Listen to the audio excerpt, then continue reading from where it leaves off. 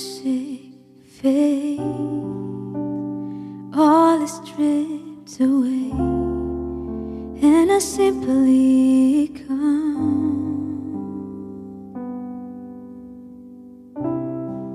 I'm longing just to breathe something that's of worth that will bless your heart. I'll bring you more than a song, for a song in itself is not what you have required. You search much deeper within, through the way things appear. You're looking into my heart. I'm coming back to the heart of worship, when it's all about you. It's all about you, Jesus. I'm sorry, Lord, for the things I've made it. When it's all about you, it's all about you, Jesus. Oh, it's all about you.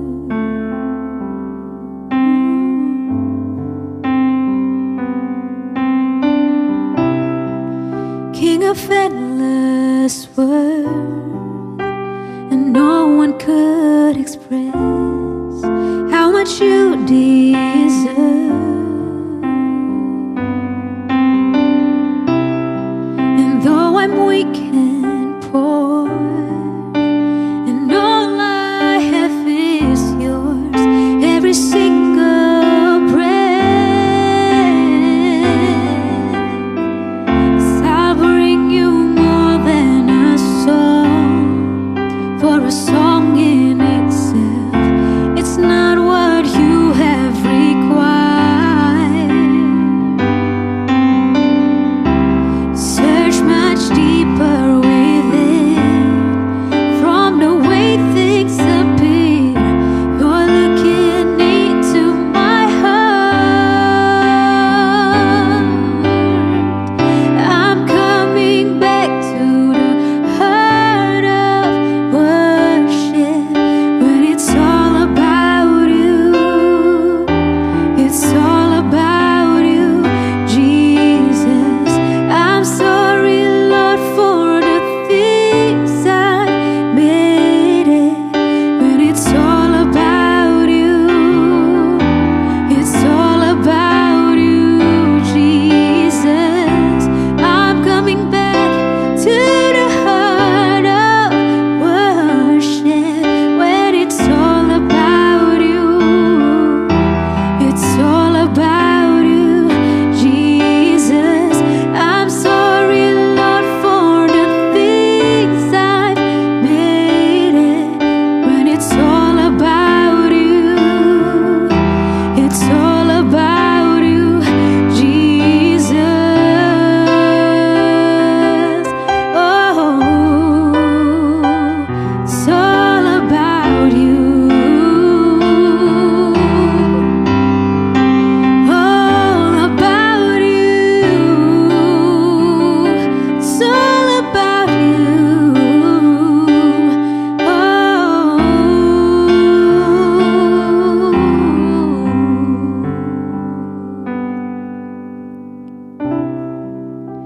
It's all about you. It's all about you.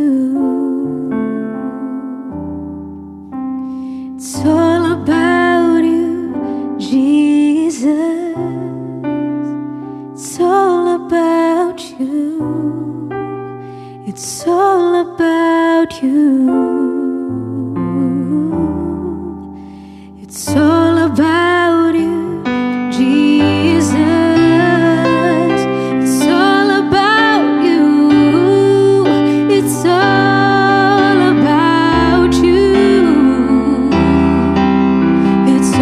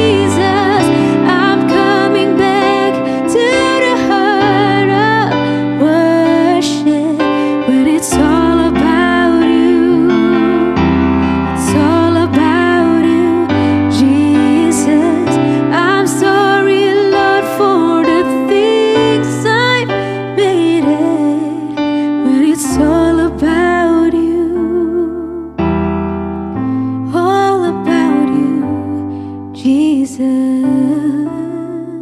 all about you, all about you.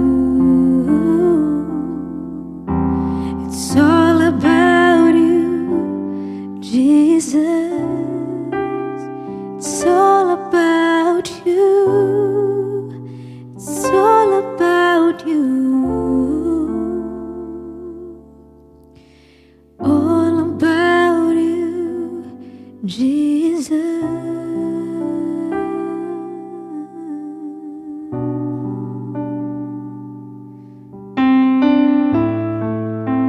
All about you, Lord.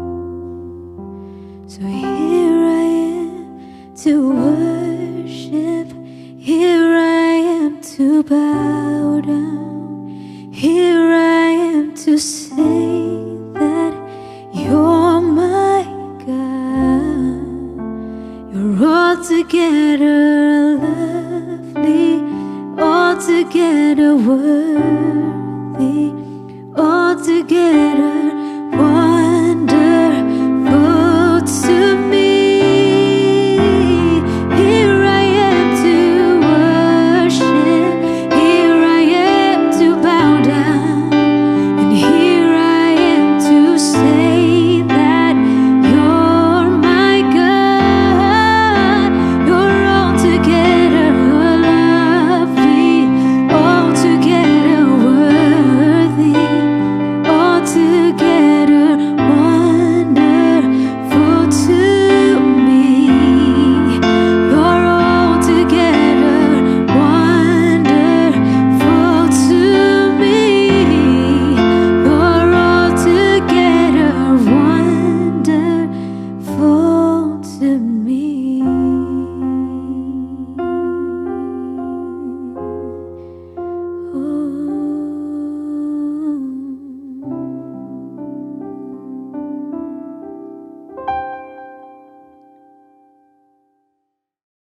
Shalom warga kerajaan, selamat malam, puji nama Tuhan. Kita kembali berjumpa dalam ibadah tengah minggu. Senang sekali kita bisa beribadah bersama-sama, sekalipun kita hanya beribadah secara online dari rumah kita masing-masing. Malam hari ini sebelum kita mendengarkan firman Tuhan, saya mengajak setiap kita untuk berdoa bersama-sama. Mari kita berdoa. Bapa, terima kasih untuk hari ini, kami bersyukur buat kasih setiamu, bersyukur buat perlindunganmu yang menopang kami sampai hari ini, sehingga kami dapat melakukan segala sesuatu dengan baik. Malam hari ini kami mau buka hati kami buat kebenaran firman-Mu. Kiranya Tuhan berbicara bagi setiap kami, menguatkan setiap kami, meneguhkan setiap kami. Kami percaya firman-Mu hidup, firman-Mu berkuasa, firman-Mu tidak berubah. Firman-Mu yang kalau kami renungkan dengan segenap hati kami dan kami hidup sesuai dengan segala yang tertulis di dalamnya, maka kami akan berhasil dan perjalanan kami akan beruntung. Berbicaralah ya Tuhan, kami buka hati kami bagi Engkau. Dalam nama Tuhan Yesus Kristus kami berdoa. Amin. Bapak Ibu Saudara, malam hari ini kita akan berbicara tentang perubahan paradigma atau perubahan cara kita menilai sesuatu. Ini penting untuk kita miliki karena tanpa adanya perubahan paradigma dalam hidup kita, kita tidak akan pernah bisa beranjak dari kehidupan yang lama pada kehidupan yang baru. Karena ketika kita mengalami perubahan cara memandang sesuatu, maka kita akan mendapat pengertian-pengertian yang baru yang dulunya mungkin kita tidak mengerti, kita tidak pahami. Tapi karena kita mengalami berubah dalam cara kita menilai sesuatu, maka itu akan mempengaruhi respon kita, akan mempengaruhi tindakan kita.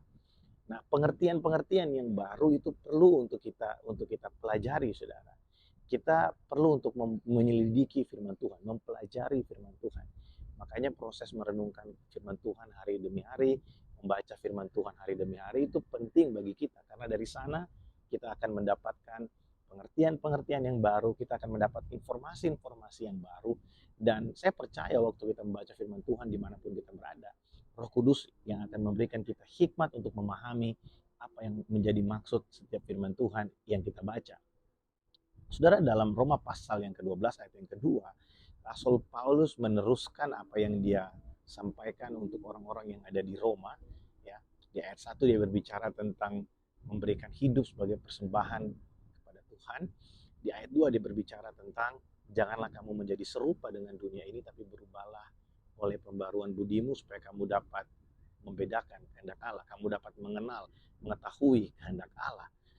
Saudara, paling tidak ada 3 hal yang menghalangi kita orang percaya untuk mengalami perubahan cara pandang atau perubahan paradigma dalam kehidupan kita. Nah, kita akan belajar ketiga hal ini pada malam hari ini. Saudara, yang pertama yang menghalangi kita untuk mengalami perubahan cara pandang adalah keinginan kita untuk menjadi serupa dengan dunia ini. Ya, keinginan kita untuk menjadi serupa dengan dunia ini. Tidak bisa kita pungkiri bahwa kita tinggal di dalam dunia yang sudah jatuh dalam dosa, dosa yang begitu memikat semua orang, dosa yang begitu punya daya tarik yang luar biasa dalam kehidupan manusia. Itu membuat kita enggan untuk meninggalkan cara hidup yang lama. Dosa membuat kita enggan untuk meninggalkan sifat-sifat yang lama, sehingga kita merasa nyaman ada di dalam cara pandang yang lama, dan kita tidak mau beranjak kepada cara pandang yang baru. Kita mau menjadi serupa dengan dunia ini, sedangkan kita tahu bahwa Tuhan mau kita mulai melakukan apa yang baru yang Tuhan perintahkan buat kita. Sebelum kita kenal Tuhan, kita tahu, kita mungkin merasa waktu kita kita tipu-tipu dikit itu biasa lah. Waktu kita nyogok biasa lah. Kita merasa bahwa itu budaya yang ada di dunia, dan kalau kita nggak ikut kayaknya aneh. Tapi ketika kita kenal Tuhan, semakin kita sungguh-sungguh dengan Tuhan, kita tahu bahwa Tuhan mau kita hidup dalam kebenaran. Tuhan mau kita mengatakan ya di atas ya, tidak di atas tidak. Dan karena kita mau jadi serupa dengan dunia ini, tidak sedikit dari kita yang akhirnya hidup dalam kompromi. Kita merasa bahwa ketika kita ikut dengan budaya dunia, kita bisa diterima oleh mereka dan kita bisa memenangkan mereka. Bukan begitu caranya, saudara. Karena Tuhan mau kita menjadi berkat buat mereka melalui ketaatan kita. Yang menghalangi kita untuk bisa memperoleh, untuk bisa mengalami yang namanya perubahan paradigma adalah keinginan kita untuk menjadi serupa dengan dunia. Keengganan kita untuk mempraktekkan cara hidup yang baru. Nah, saya berdoa supaya setiap kita menyadari hal ini. Seringkali karena kita tinggal di tengah-tengah dunia yang sudah jatuh dalam dosa, dan kita pun sendiri orang yang berdosa, kita sulit sekali menyadari hal ini, saudara. Saya ketika merenungkan hal ini, oh iya benar juga ya, seringkali kita itu didesak oleh ambisi-ambisi kita, supaya kita jadi sama dengan cara-cara orang dunia, supaya kita bisa diterima oleh mereka. Dan kita berpikir dengan begitu kita akan menolong mereka untuk mengenal Tuhan, tapi dengan cara yang salah.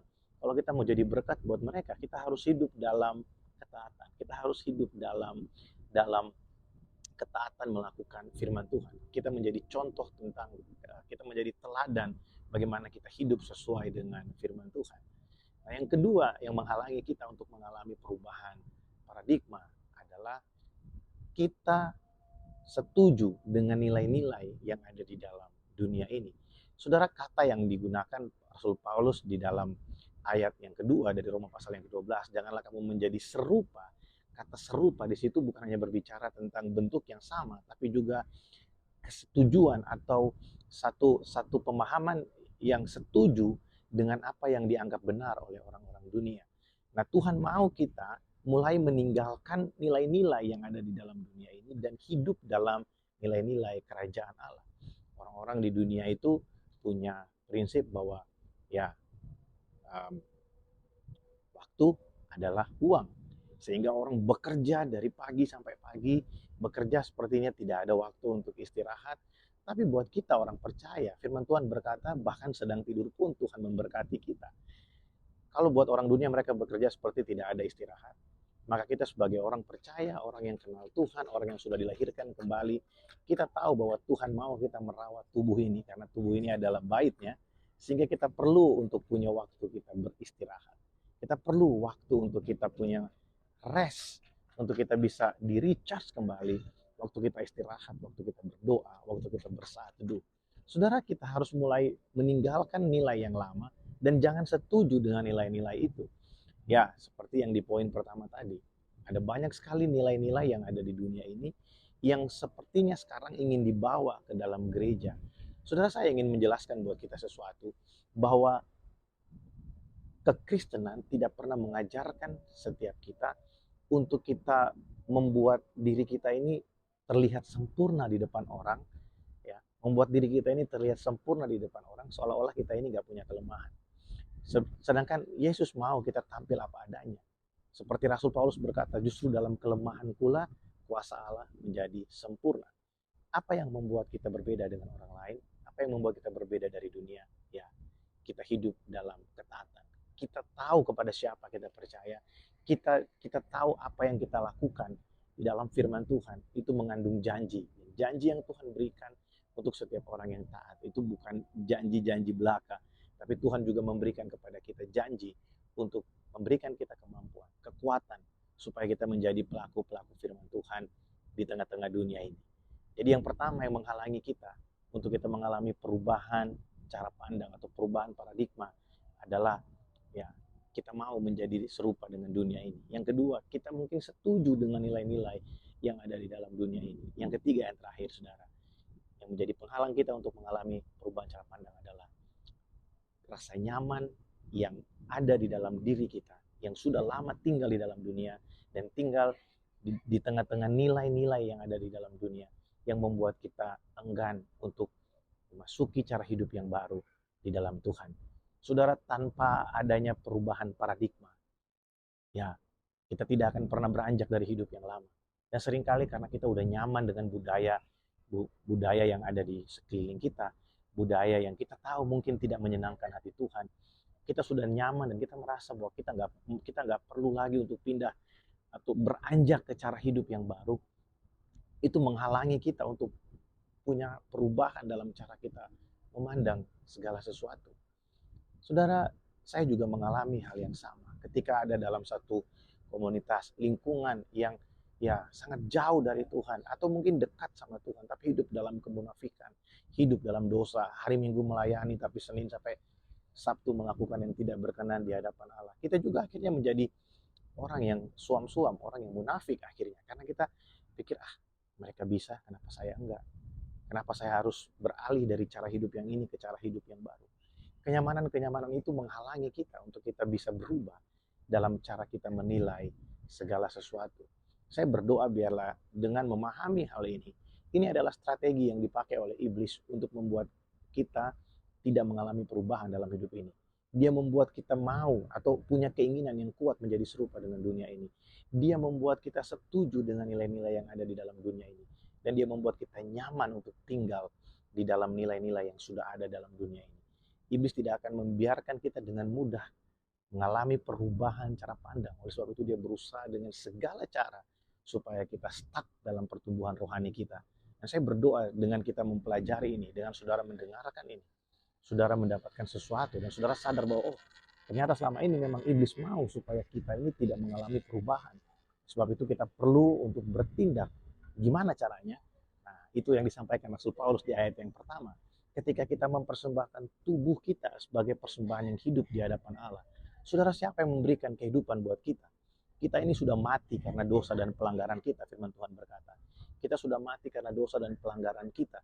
Tapi kita dihidupkan oleh kasih karunia Allah melalui Yesus Kristus Tuhan. Dan kita dikuduskan oleh Dia. Dan kita juga menerima kebenaran di dalam Dia.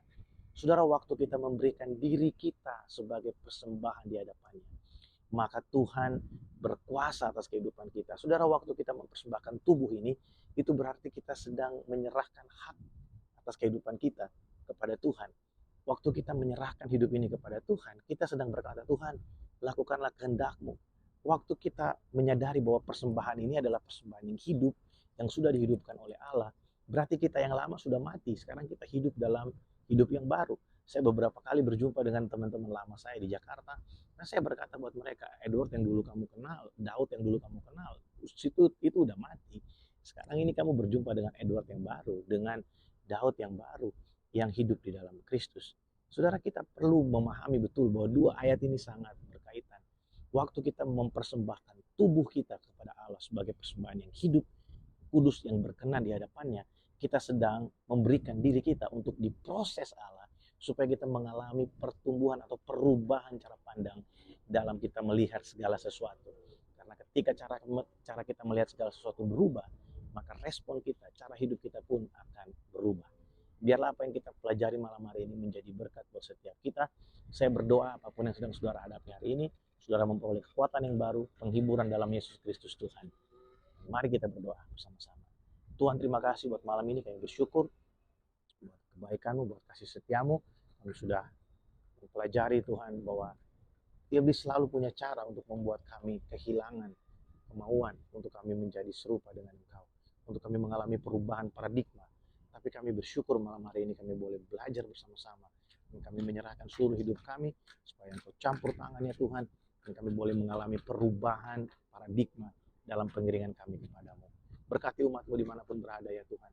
Roh Kudus terus berbicara pada setiap kami, berikan pengertian-pengertian yang baru, supaya kami dapat memahami isi hati-Mu dengan benar.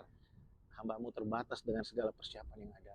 Tapi Roh Kudus, Engkau tidak terbatas, Engkau yang mengajari setiap kami. Engkau yang membuat hati kami terbuka untuk firman-Mu.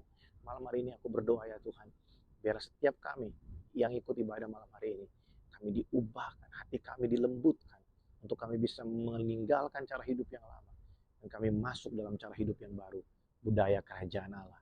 Terima kasih Bapa. Pujilah nama-Mu, berkat-Mu bagi setiap kami. Dalam nama Tuhan Yesus kami berdoa. Amin.